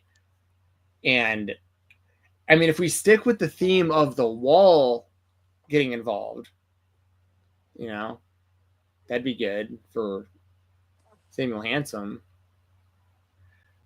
But I don't know. I'm going to let Patrick go first on this one. You got Holiday or Handsome? Why me first? Dang it. I know. I wanted to put you on the spot because I'm having a hard time deciding also. I think Holiday makes it to the final four again. Okay. Jeremy? Well, Jonathan Gresham's going to beat Richard Holiday, but since I was overruled here, we're going to go with Richard Holiday. I will also take Richard Holiday. And it doesn't matter because you guys already had the 2 votes. And that would bring us to CMD versus Mad Dog Connolly. Oh, this is tough because now it's like, are you just going to go all the way with Mad Dog or like at least to the finals? That's a big. He deserves it though. Like it would be big for him, and like he fits into the company really well. Like I could see it. But CMD once again, like he's New South. Like, this is really tough. Well, actually, after the semifinals, this is a part of Haas too. It goes into a fatal 4-way. Oh, that's right. Final four. Yes. That's right. Thank you for reminding me. I completely spaced that. Yes. So it's okay. So now we just pick a winner from here. Yeah, it's fatal 4 elimination. That's right. Okay. I completely spaced that. So now we're just picking a winner from here. So we've got Mad Dog Connolly, CMD, Alec Price, Richard Holiday. Oh man. I got my pick. I'm good. Who you got? Mad Dog Conley. Okay. I'm gonna agree. Dude, I'm gonna both of you are cowards. I made my pick first because I thought I'd be different from everybody. And you just followed me. Well, it's just funny how now let me ask you guys this. Had we not done this the way that we just did it, you just see these brackets and these names, and you just pick a name off this list, who do you think is going to win the tournament? Did you have a different pick? Jeremy, do you still take Mad Dog? Yes, that was when I looked at this bracket, that was the first name that I was like, oh, he should win this tournament. Okay, what about you, Patrick? My pick is Big Dave. I think this is Big Dave's time. He's been on the run of a lifetime over this past year and a half. I'm picking Big Dave. Wow. And I'm gonna take. I'm between Mad Dog and Hunter Drake. It's like Hunter doesn't need it because of like his status in that company already, but like, what a way to bounce back from losing the title, and he has everything already built in with Frank's, and like he's a baby face now, and like there's a lot you can do with that. Oh, this is tough. Honestly, so to be completely honest, this is not a cop out. I will make a pick here, but when I was doing this in my head before we got started here, I was looking at this yesterday at these brackets, and I forgot about the 4-way elimination finals. And my finals in my head was Hunter Drake and Mad Dog Connolly, and I could not for the life of me make a decision on who I actually wanted to go with. I'm going to. Because like the thing is, like Mad Dog could lose to Max in the first round. It's crazy. He could. I'm going to take Hunter Drake. I'm going to be different than Jeremy. I'm going to take Hunter Drake to get it done. So I'm taking Hunter Drake. Jeremy has Mad Dog Connolly, and Patrick has Big Dave. So Yes. we come back to this. We next week at some point during the show sorry, not next week. The tournament's the following week. So after the tournament is the 7th and 8th. Yes. Yeah. So we will probably have someone else New South related, most likely, on the show again next week to hype up the tournament a little bit more. And that is our official. Hey, can we get somebody who's in the tournament? They can sway me, and I'll change my tune, and I'll pick Big Dave. Get Big Dave. You want? Okay. I'll throw out the invite to Big Dave. I'll see if Big Dave can do it next week. All right, Big Dave might be able to sway me here. I could be bought. It doesn't count for anything who I pick, so I could easily be swayed and bought over here. Okay. Well, we'll see if Big Dave's available. I will reach out to Big Dave and see if we can get him on the show next week. Well, appreciate you joining us to talk some Haas and catch up a little bit, Patrick. Anything else you want to let the people know about, or where they can find you, or anything before you leave? It will social media be Patrick O'Malley. Twitter, I believe, is RefPat123. I rarely use it other than to retweet stuff. And if y'all are ever in West Tennessee on a Friday night, come check us out in Middleton, Tennessee for Middleton Independent Wrestling. And catch New South wherever we are. We're doing a lot more this year. Like they're bringing back some Sunday shows. We got some Friday shows, Saturday shows. We're doing a lot more this year. We're even doing something with the Huntsville Havoc again this year, the hockey team. So we got a lot of cool stuff coming up with New South. So just keep your eyes on them social media pages. Very cool. Well, thanks again for joining us, Patrick. Oh, sorry. Go ahead, Jeremy. Mm-hmm. Yeah, I have a referee question that I was blanking on earlier, so I apologize for that. But we talked to Kevin Blackwood not too long ago, and he mentioned about like listening to the rhythm of the count, and then how some guys will, you can kind of see their eyes looking to see what the count is. Do you, like, as a referee, is there how do you view that? I guess, like, do you prefer if guys just know the rhythm? Do you prefer if they kind of look so they're going to kick out? But I just kind of want to know, like, a referee perspective of, I guess, comfortability is what I'm looking for. Like, do you feel nervous if they're not looking? You're like, oh shit, I hope they like kick out here. Like, from a referee's perspective, how does that go for you? So I was taught to always call a match as a shoot, to call it as it's real. So if they don't kick out, that's on them. Now, the guys I work with, I've worked with enough. Most of the time they know my rhythm. Now with people we bring in or stuff like that, if I'm reffing their match, I do catch them looking a lot. I do. But for the most part, to me, it doesn't really matter, as just know if you don't kick out, I'm counting to 3. So just, if you don't want to lose your match when you're supposed to win, kick out. How much work do you have with a lot of the guys who who have been there for a while and who are just kind of coming in and maybe they've only been there once or twice? Like, do they pull you aside beforehand? Like, hey, like, can you go over kind of your count rhythm with me so they can get it? Or is it more of maybe they've watched you already, or they're just like, I'm just going to go out there and just feel it? I think most of the time they just feel it. Nobody has ever actually pulled me to the side and asked for my rhythm. Um, I'd be shocked if somebody ever did, honestly. Oh, okay. Um, because I don't know if that ever happening. I'm not gonna say it hasn't, but no, nobody's ever done that with me. I think most people just kind of feel it out there. Oh, fair enough. I just wanted to know from a referee perspective that Oh, that's fair. when Kevin was talking about it, I always, because you can watch, we all watch wrestling and we all see the eyes look up at the counts and everything. Like you can notice that kind of stuff. So I did wonder, and I listened to sorry if you have heat with any of these people, but the Reffing It Up podcast.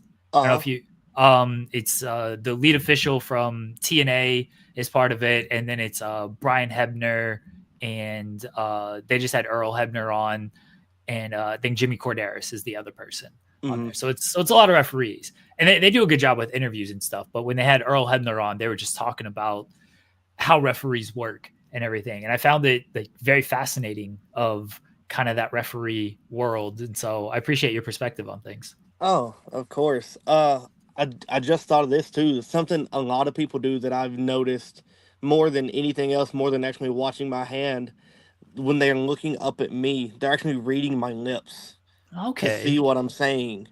Because a lot of times, especially with New South, the crowd is so loud they can't actually hear the count. So if they're looking at me, they're reading my lips to see what I'm saying, and that's how they're doing it. That makes sense. So that's another way to do it. But yeah, there's a lot more to the refereeing world than people actually realize. The people I've trained recently told me, they're like, dude, we didn't realize how much there is, and like how much you talk, how much the wrestlers use the referee to talk to each other during the match. I was like, oh yeah, it's a lot. It is a lot. I've talked about it on the show before. There was a guy that it's like a friend of a friend that I knew who was like a lifelong wrestling fan, but as like a young adult became a baseball umpire, and so he was like very into the idea of like being a referee, and he loved pro wrestling, so he went and signed up to try to learn how to do pro wrestling refereeing, and started taking some classes at like one of the schools. And from what I understand, he didn't know going into it how like scripted wrestling is. So like for him, I think he's a fan nowadays again, because like I see him like post about wrestling on social media sometimes. But like I think it fucked him up for a minute, because he was like, wait a second, the ref, like I'm the one telling them what to do. Like I thought I was gonna come in here and like tell them to separate from the corner and like count the 3 on the mat, but like I'm the communication. Like it like completely blew his mind how involved the referees were. Oh yeah, because a lot of times, like if I'm checking on a person, like they're hurt, I'm actually passing a message. Like we're talking. Like yes, I am. Like, hey, are you good? Hey, he said so and so. Do this. Or like anytime I'm in the corner, like admonishing somebody, or my back's turned to the babyface and the heel manager's cheating, we're talking about something to do next. So there's a lot of that where people don't realize, because it looks like I'm actually admonishing them, because it's all about the body motions you make as a referee, not what you're actually saying. Because I'll say some stuff loud enough, like the first few words I say, loud enough to where the crowd can hear me and they know what I'm saying, they know why I'm getting onto them, and then I tone it down and we're actually talking, but I'm going through the same motions of like I'm getting onto them.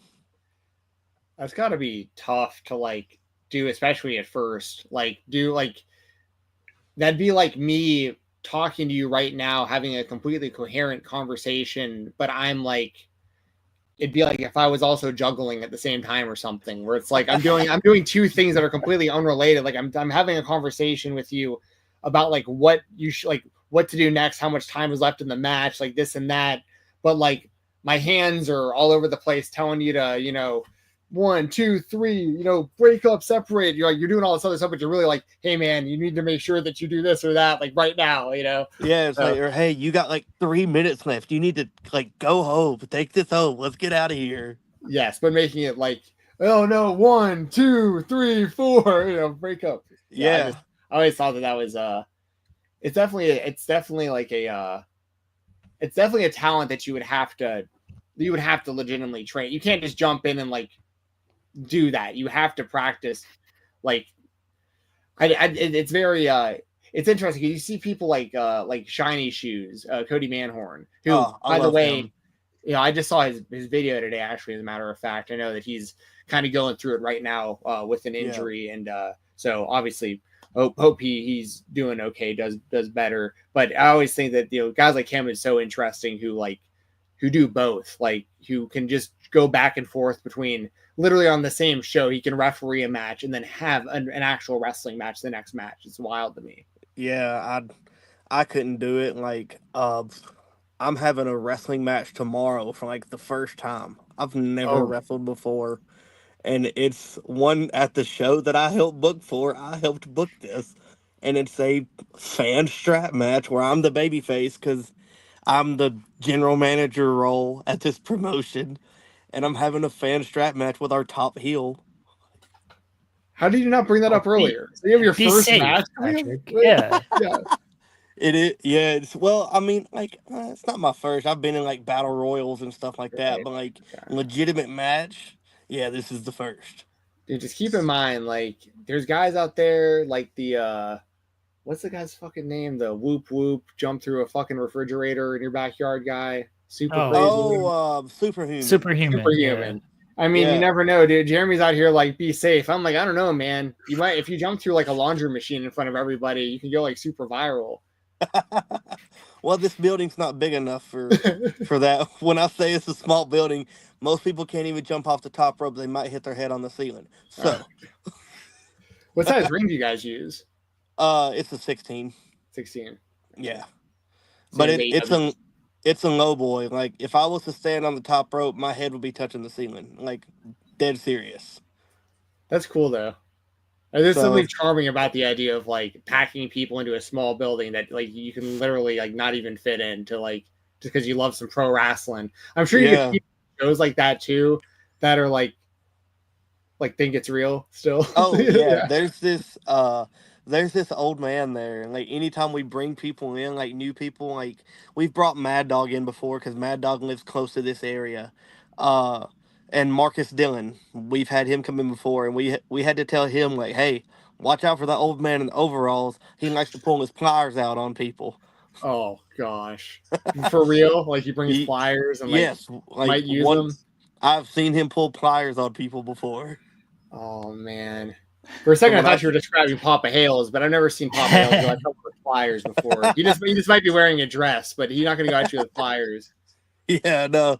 This guy, he'll pull them out of his overalls pocket right here in the front. He'll pull out some pliers, and he'll chase you around the ring. Has he gotten anybody with the pliers? No, he's never got anybody, but he came close because, like, some people we brought in, like, didn't believe us. And then they went over there and started messing with him, and he about got him. He almost got him. They'll learn real quickly when he comes out with his pliers. Yeah. Imagine he gets someone and then like the police show up to like do a report, and like that guy's explanation of like explaining why he did it, like because this asshole wrestler like got on his nerves for being a bad guy. What do you mean the police show up, man? The one policeman in the town's there watching the show every Friday. He's in the show. Okay, that makes sense. Yes. I should have considered that. That actually makes perfect sense. So this is a lawless type scenario. There's no like. Oh yeah. The rules of the ring are the actual rules for the night. I like that. Yes. Oh man. Well. Anything else, Jeremy? Sorry, I didn't want to. No, I appreciate getting the answer on the referee stuff, and then going into a whole second half of the interview there. We appreciate it, Patrick. Yeah, thank you. Yeah, I didn't mean like rush you off earlier either. I'm glad you asked that, Jeremy, because I didn't. Well, I'm fascinated about the. It was in my mind earlier when I short circuited when you went to me, and then that's why I just went right to the tournament stuff. It's like, well, I know we're going to talk about this, and it replayed. It came back to me during the tournament stuff, so I wanted to make sure I asked it before we let Patrick go. Perfect.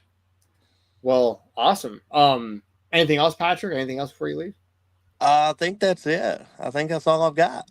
Awesome. Well, thanks for joining us again. I know it'd I been like appreciate it, around man. a year or so since you were on here last. I can't believe it had already been that long. These years Yeah. are flying by. I legit thought it was just like a few months ago, and when we were DMing, I was like, a year ago. That's insane. So Oh I'm yeah, glad. because I moved back to this area in July. So I mean, like I've been in West Tennessee now for like 8 months. That's wild Almost. because we met at a GCW show, right, at Center State. Yeah, So in that was 2023. So that would have been the end of 2023. Yeah, that's Yeah. unreal. Well, I'm glad you're doing well. I'm glad you got all that going on, and we thank you for jumping on. Obviously you being a part of New South, it was cool that you got to do our bracketology with us. And per your wishes, I don't want to get everyone's hopes up because you never know if people are available or not. But per your wishes, I will reach out to Big Dave and see if he wants to come on the show next week. And I'll make sure to let him know that he is your pick to win the Haas tournament. So Sweet. Awesome. Sweet. All right. Well, see you, Patrick. Have a good one, man. All right, y'all Good too. night. Thank you. Good luck tomorrow. Don't get All right, hurt. thank you. Good I'll luck. try my best. Good luck. Have fun. All right, y'all too. See y'all. See ya. Bye. Yeah, we appreciate Patrick joining us. Yes. Yeah, Good guy. he's been on the show before. He's a very good guy. And again, I apologize to you, Jensen, and to him. When you threw to me, I had it in my brain, and I was like, Well, I'm Haas glad you tournament. asked at the end because I was like, well, because I mean, that was the thing was like, I knew we were going to preview the Haas tournament. And yeah, I was like, okay, here's your shot for a question before we go into the predictions. Yeah, and again, my brain just didn't want to work at that moment. Long day, Okay. long week. Yeah, Doesn't it matter. happens. It's all good. It happens. Fortunately, glad. Patrick's a pal and understood, and you're a professional, and I was able to catch myself enough to throw it to the Haas tournament. All right, we've got a little bit of AEW to still talk about. Daniel Garcia and Adam Cole are going to wrestle this Saturday. Not a match at Revolution, but Adam Cole pinned Garcia on Dynamite to set up the TNT title match on Saturday. Is there any chance Adam Cole wins this thing? I think there's a chance, but I mean, to be honest, until last night, I forgot that title belt existed for a while. Like, it's the truth, dude. Like, there's I get it. like, it's not. I like Daniel Garcia. I just don't. They got so many title belts that like it just doesn't seem that important to me, unfortunately. I think that the trio of the Undisputed Kingdom has been working well recently. Like they're having good trios matches. Those guys always have had good matches. Like that's nothing new. It's better than the position that they were in, a few months ago with Adam Cole and MJF and all that. But like, Taven and Bennett are still involved, right? There's never on TV with them anymore, I guess. I don't think they're still involved. I mean, and to be honest, like they really shouldn't be. Like it really should just be those three guys and Bobby Fish if Bobby Fish ever returns. Yeah, I mean, I hate to. I think the match between Adam Cole and Daniel Garcia will be solid. I think that there is a chance that Adam Cole wins the title. I just don't think that it'll actually happen. Like the thing is, I think Adam Cole needs to be winning some big matches, but I think they're more focused on them as a trio at the moment, those three guys. So like, I don't see how Adam Cole winning the the TNT championship would be beneficial to anybody involved. Daniel Garcia, him, Undisputed Kingdom, anybody. I really don't want to see Kyle O'Reilly and Roderick Strong go for the tag titles while Adam Cole is the TNT champion or whatever. I'd rather see him go for the trios titles, even though the trios titles are, worthless as well, unfortunately. Like I'd rather see them as a trio at this point than like, Adam Cole is the singles guy and the two of them are relegated to just like a tag team again, but like behind Adam Cole basically. So I guess to answer my actual prediction is that Daniel Garcia will somehow retain, or there'll be some sort of non-finish, or somehow Daniel Garcia will leave with the championship. I'm not saying he's gonna like cheat or something like that. I just think, something will happen where Adam Cole doesn't lose clean somehow, or like once again, like there's like they go to like a draw or something. I think Garcia keeps the title. I think Adam Cole's going to win the title. Would you agree with me that it doesn't do anything for anyone for that to happen? Like, I think they see more in Adam Cole and they think he can do something more with the title. This feels very much like a Hurt Syndicate Private Party situation where they gave the titles to Private Party. They had their little run that didn't really do much to it. And then they saw Hurt Syndicate and they saw bigger things for them. And it's like, they can do something with these tag team titles. They gave the titles to Garcia. His run has been what it's been. I don't think it's his fault, mind you. They've put him in these positions, but I think they've always seen something in Adam Cole. And there's a reason why Adam Cole headlined that first All In show. There's a reason why Adam Cole was probably going to win the world title coming out of the MJF feud. And now there was obviously the big setback, but he's been back now. He's looking better as time goes on. And I think they view Adam Cole much like they view the Hurt Syndicate of, hey, he can elevate this title. Now that he has the title, we'll start to put equity into the title and into him, where they just, for some reason with Garcia, didn't want to do it. You could be right, but when was the last time that there was a TNT champion that like really mattered? Like even like Jack Perry, like that wasn't a good title reign, and like he ruined the title belt itself. But when's the last time? Because I mean, I don't want to sit here and be like, I'm not going to sit here and say it's been since like the Cody, Brody, Darby like era, because I know they've had good TNT champions since then, but I honestly can't remember the last one that really stands out to me. Like Darby, Samoa Joe and Darby, like that feud with those guys, maybe. Because Jack Perry won it in the ladder match. Cope was doing well with it. Cope was doing very well with it. And people know I'm not the biggest Cope fan, but I thought him with the AEW TNT title, he did well with it. He had good matches on television. The feud with House of Black wasn't my cup of tea because it just wasn't. But I'm not going to sit here and say there was bad matches in that series. Like the cage match was great. It was unfortunate what happened to Cope, but the cage match was great.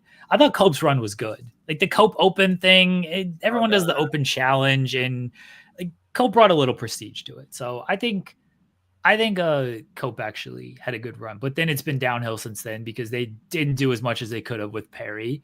And then Garcia won it, and they haven't really done anything with Garcia. Yeah. So it's one of those things, like at the end of the day, unfortunately, I shouldn't say this. Maybe Adam Cole can turn that title belt around. I don't know. I just think it, unfortunately, ultimately gets lost in the mix of all the other title belts that are. It all depends on, anybody can turn the title around. Daniel Garcia can turn it around. They just got to be useful with it. Sure. They just got to be put in good spots with it. Again, much like Private Party, I don't think AEW sees them on a certain level. They put the titles on them because there were apparently plans were going to change 300 times with the titles and the Young Bucks, and this was something the Young Bucks wanted to do. But I don't think they were ever viewed as that level. The Hurt Syndicate are viewed at a certain level. I don't think Garcia is really viewed at that level. Where Adam Cole, I think there's plenty of evidence that Tony and AEW did see him at that level at one point, and then injuries happened, and now they think he can be at a, maybe not that level again, but they at least see him as somebody to get behind. And so if he has the title, they'll get behind him. Yeah. I think I mean, I can't really argue that. Obviously, everyone's booking is obviously very important to what they can and can't do as far as like getting over and stuff. And they do obviously see Adam Cole at a certain, I mean, even when Adam Cole came into the company, he came with a ton of buzz, immediately put him in the elite. They had bigger plans then for all of that too. And then, like you've mentioned, the Wembley stuff. And I do fully believe that the end game was to have Adam Cole become the AEW champion. I completely agree with that. I just know that it just got derailed so bad with that injury and the terrible storyline between him and MJF. And I'm not saying it's like unsalvageable. I just feel like, I mean, maybe the TBS championship is the right step in the right spot for him to, because it's pretty inconsequential as far as like, it's not like they're putting the world title on him and hoping it works out. Like, So it's not like I dislike the idea of Adam Cole becoming the TNT champion. And I don't dislike Daniel Garcia either. You know, I don't think that Daniel Garcia's character trajectory in AEW to me has been a pretty big miss. Because you know what I mean? He came in. Yeah, I totally get you. Yeah, he came in. It looked like he'd be like a perfect shoe-in for the Combat Club. They totally sidetracked him with the whole Jericho appreciation thing. I know the little dance thing kind of got over, but my honest personal opinion is I think that dance stuff hurts him more than it helps him. I've said that since day one of him really doing it. He's dropped it at this point. He still does it really quickly on the entrance ramp, but he doesn't do it like he used to. But they try to kind of turn him into something he wasn't. I know that they kind of unlocked certain abilities in him, or at least attempted to, as far as different character traits and personality and stuff like that. His gear was different, all that kind of stuff. I get what they tried to do, and apparently Jericho is very influential in wanting him as a part of his group then and all this stuff.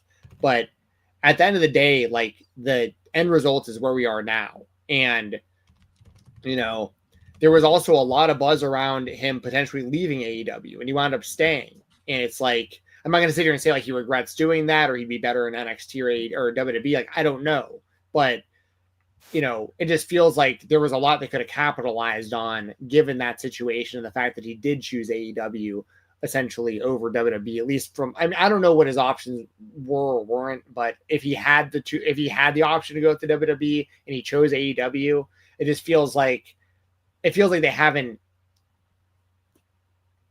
all of this work that they've done for him to be at the point he is right now with the title belt that nobody cares about. He's always going to have good matches. He's a fantastic in-ring talent, Daniel Garcia. No one will ever deny that. That's not going to change.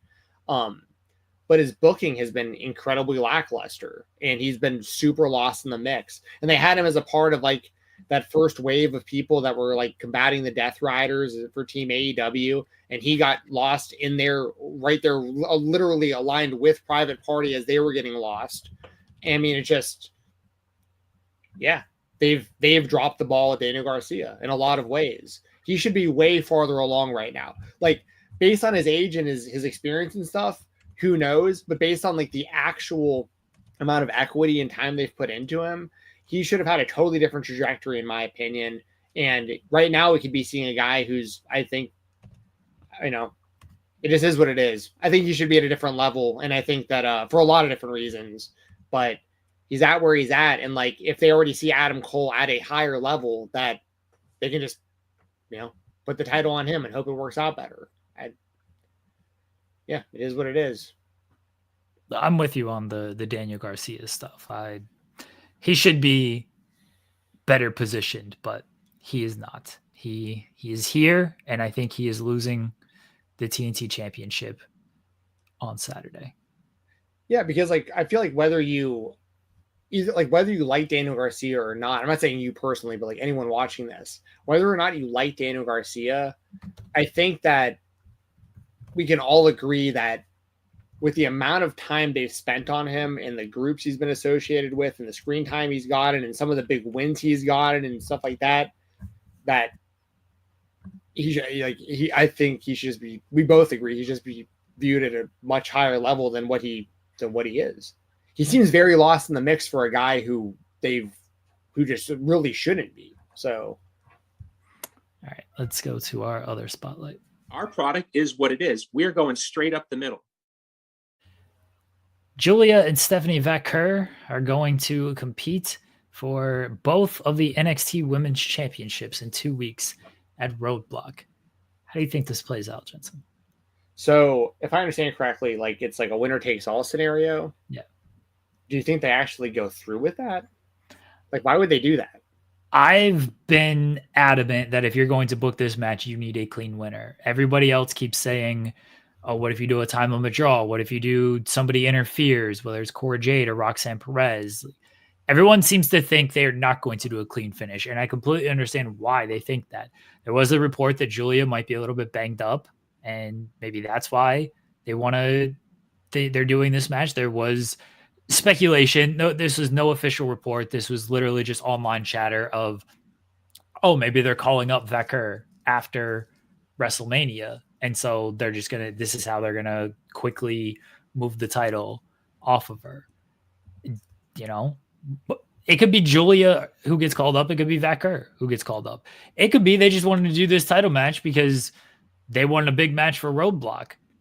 I think if you're going to do this match, Stand and Deliver would have been the better spot for it, but maybe they just wanted to do it now. Not sure. But I'm very adamant that because they're doing this match, they should do a clean finish. Well, I mean, this is a total cop out, but like, my decision of who wins this match would be completely dependent on who's moving up.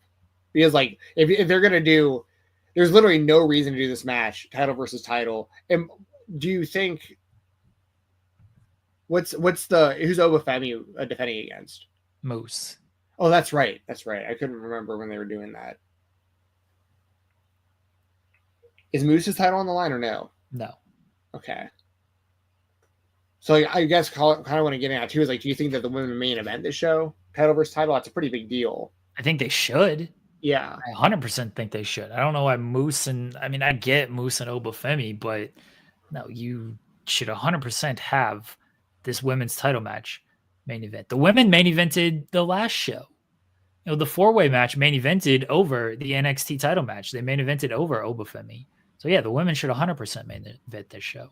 Well, the reason I'm trying to clarify that is because if it's the main event, I feel like it's way less likely that it would be like a non-finish or like a time limit draw. Like I think that it's way more likely that you have a definitive winner if it is the main event. So assuming it's the main event, assuming we're going to get an actual winner, it literally all comes down to, I mean, I guess my line of thinking would have to be, who do I think is going to get called up? Like, why would they call one of those two up right now of all times? Like right before WrestleMania? I don't know. Do you have any insight on like, is there like chatter that Giulia or Stephanie is supposed to be moving to Raw or SmackDown soon? Or no, I just told you what I know and read. There's reports that Giulia is banged up and might be injured, but then the latest report was, well, she doesn't really need time off, even though she might be a little bit injured. Right. And then the speculation. So here's the Giulia thing. Is dealing with some issues. This is from PW Insider. Giulia is dealing with some issues as she is banged up from the physicality that comes with performing at her level. And speaking to several sources at WWE Today, they all claim to a person there is no major injury, but acknowledge there's bumps and bruises, as one person described it. To a person, all sources reiterated that Giulia is 100% expected to work the match against Stephanie Vaquer. So don't know if she's going to need time off after this. You know, it says it's just she's banged up, but there's no major injury. What does that mean? And then the call-up thing was just people online basically speculating as to, oh, they're doing this match because somebody's getting called up, but there's no official report on that. Right. Gotcha. Well, all those things considered, I'm just gonna assume neither are getting called up right now, because I just feel like it wouldn't make sense to do this, to have either of them call up literally right before WrestleMania. I don't think that makes any sense. So like maybe one of them gets called up like the Raw after WrestleMania. I mean, that would make sense potentially, but like, which would still be like them needing to lose now. So maybe, but like, I don't know. I guess I'm just gonna go with I guess is Giulia's injury really, I feel like if she was really that hurt, which I know you said it doesn't seem like she's very hurt, but like if it was like if it was a real concern, I don't think she'd really even be wrestling the match. If it was like real, now granted you can say like Cody Rhodes went out there with his arm hung off his body, like he was definitely very hurt and he wrestled the match. I know that there are exceptions, but I don't know. My gut's telling me Giulia wins because she's the world champion, and will become the double champion, I guess. I just feel like it's really weird that they're doing them. Like, I see no reason for them to unify the titles. They've done that before with the men's titles when Keith Lee did it, and like it didn't make sense then either years ago. So I think whoever wins is going to be a double champion going into Stand and Deliver. And the fact that Giulia might be banged up and maybe needs time off, maybe that's how they get the title off of her and give her a little bit of time off before Stand and Deliver. And then maybe she comes back maybe she comes back before Stand and Deliver and they do a rematch for that title, Stand and Deliver. But Stephanie's also going to defend the title in some type of multi-women's match at the pay-per-view. Yeah, we'll see. Yeah, especially if like the champ does double duty on the show, that'd be interesting. Like had to wrestle 2 matches, that would be very interesting. Remember Seth Rollins doing that with it Sting and what were the 2 matches? Wasn't it like SummerSlam? He like lost. Did he beat John Cena? Or lose to John Cena, then beat Sting? He like lost the U.S. title to John Cena, then beat Sting in the main event. Seth Rollins. I'm pretty sure that happened one year. I don't think that happened at all. He was the U.S. champion and world champion, and he wrestled. He put both titles on the line, and I'm pretty sure he lost one title because like Jon Stewart helped him or something. It was some really random shit. But like I remember this John Cena thing. I don't fully recall. Was that Night of Champions? Because you mentioned Sting. Maybe it definitely wasn't. It definitely wasn't SummerSlam. Yeah, it was Night of Champions. Okay. That had to have been it. I'm pretty sure Seth Rollins lost the U.S. title and then defended the world title in back-to-back matches, which also is very weird. But I could be wrong. But did that happen? Yeah, it was Night of Champions. The SummerSlam is what threw me off, but yeah, Night of Champions is what it was. Yeah. So anyway, my point is we've seen it in the WWE before. Stuff. Well, they just did it.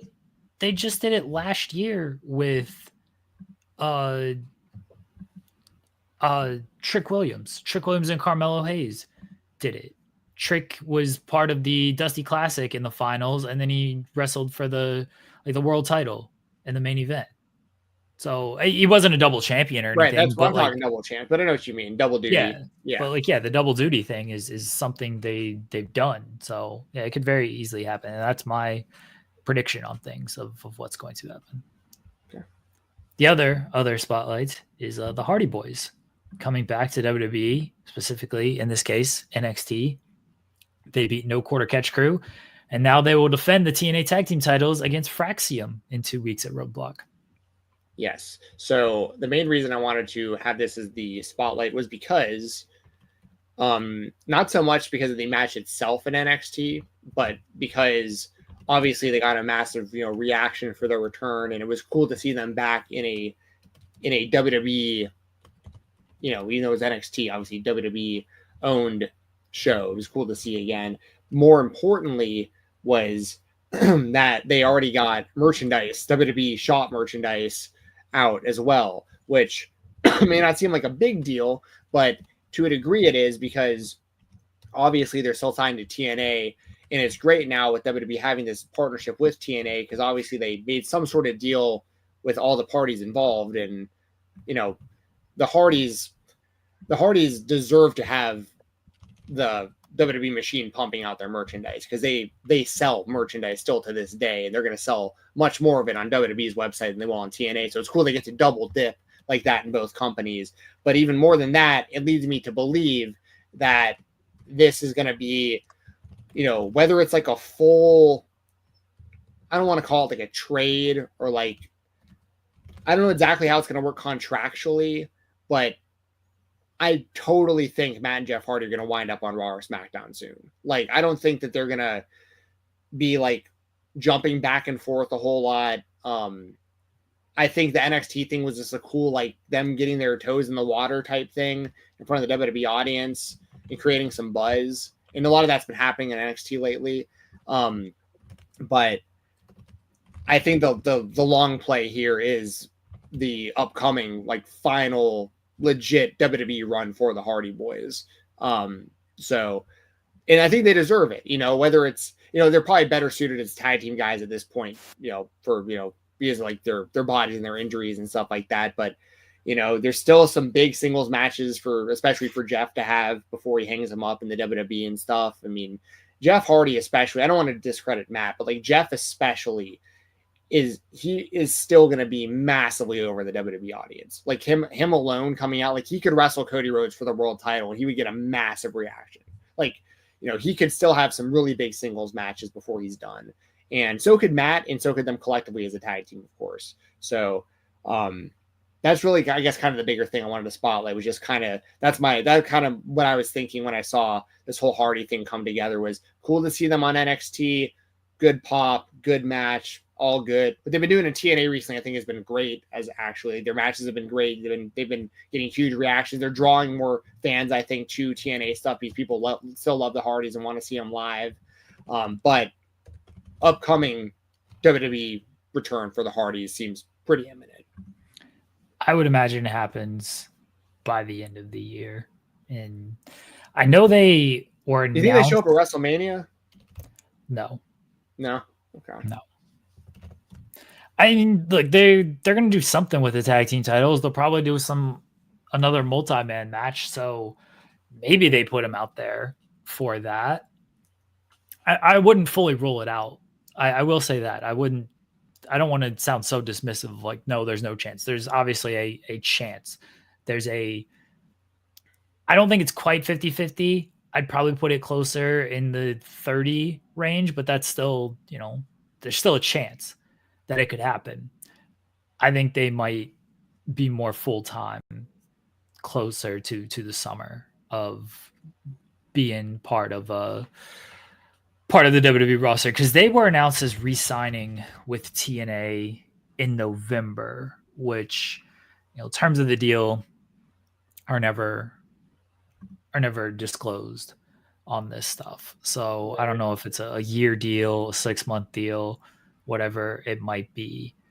But because this is like an official partnership now, I think it'll kind of go both ways, and they'll be able to be used more often than not on WWE TV throughout the summer.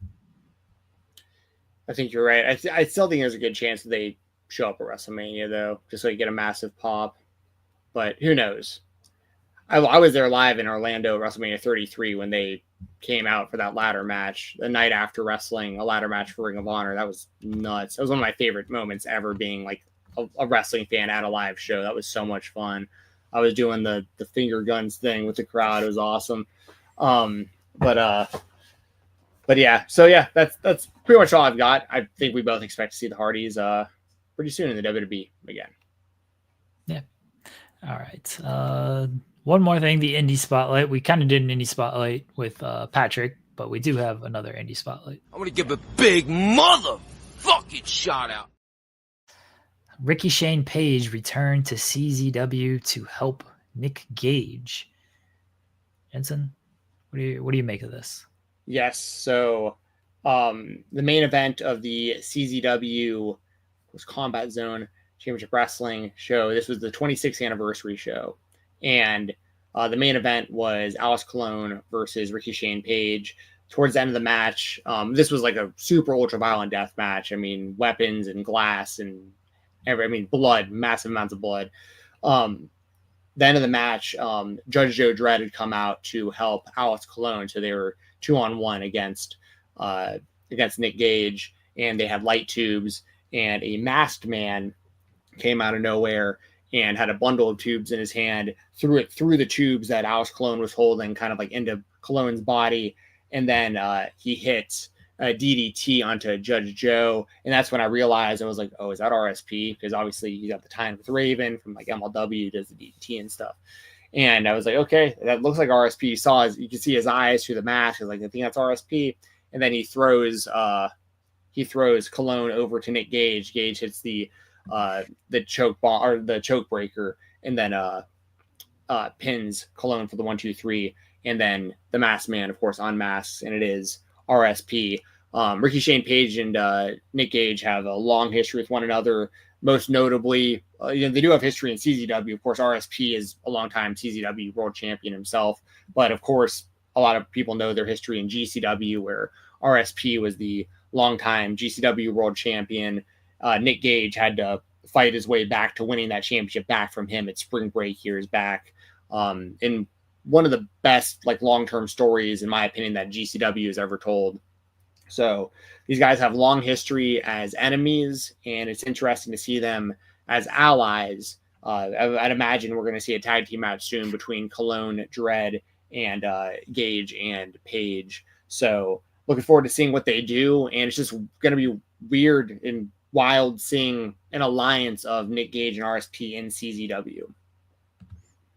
It's wild that CZW still exists. Just keeps on. It doesn't matter how many controversies and it doesn't matter. Like, see, the thing is, they have like that. They got a wild history as a promotion, but like they do have a lot of people that are on their shows that like I really respect. You know what I mean? Like they have really good wrestlers.